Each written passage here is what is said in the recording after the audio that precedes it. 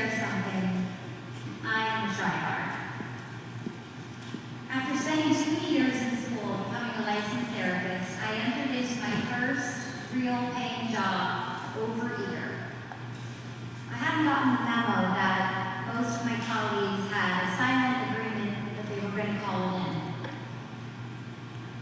The new hire's enthusiasm wasn't exactly well received.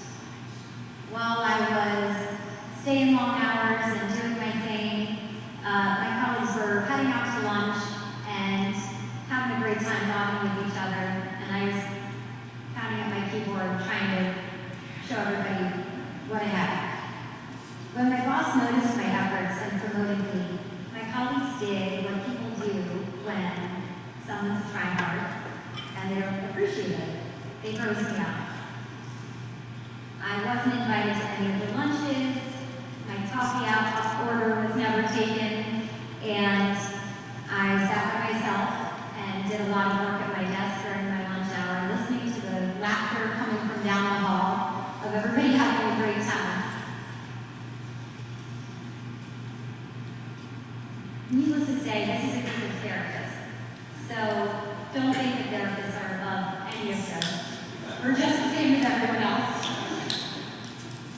I remember when my boss decided to come up with a very interesting and strategic intervention.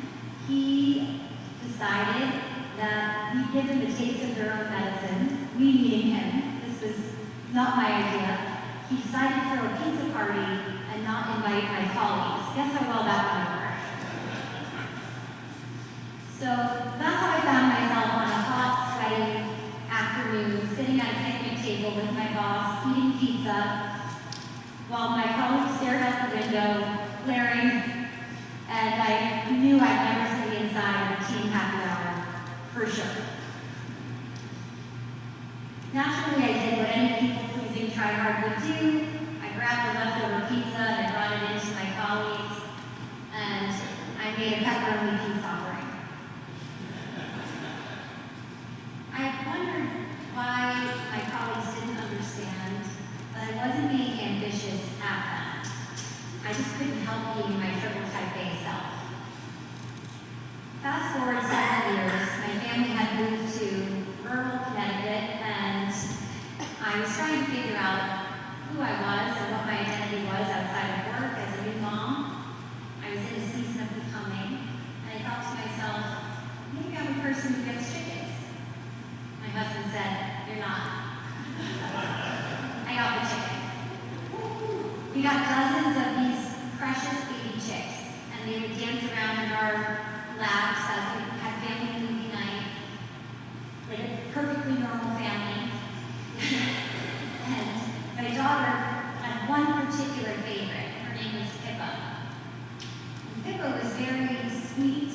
She was almost kind of like a golden retriever of chickens. She allowed my daughter to carry her to the swings and swing her around in the swings, and she would sing to her and pet her fluffy head. And this is a very unusual chicken. She had great personality. So one day we noticed something really jarring. We noticed that Pippa had some strange marks on the back of her neck, and I invited a friend over to take a look at Pippa, a friend who knows a thing or two about chickens.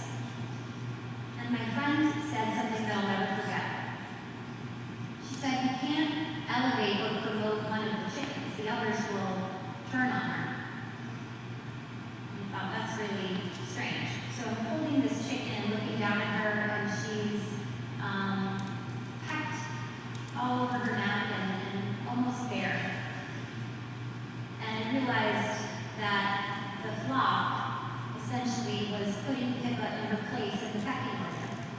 And we tried very hard to remedy the situation. We separated Pippa from the flock, we gave special attention to the other chickens, but they had really turned on Pippa.